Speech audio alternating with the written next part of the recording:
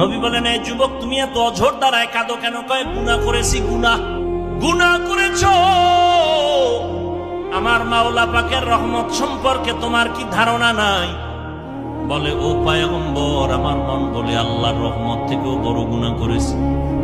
জমিন থেকেও বড়? কয় হ্যাঁ। আসমান থেকেও বড়? কয় আসমান থেকেও বড় গুনাহ করে ফেলেছি।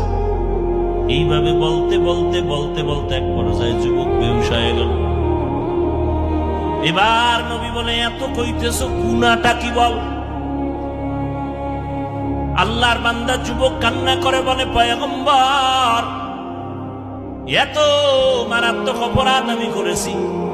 মানুষ মরে যাওয়ার পর লাশগুলো যখন কবরের মধ্যে রাখিয়া সবাই চলে যায়, আমি একদিন পর যাইয়া ওই কবর খনন করিয়া লাশের কাফনটারে চুরি করে নিয়ে যাই। লাশের কাফন চুরি করে নিয়ে যাই।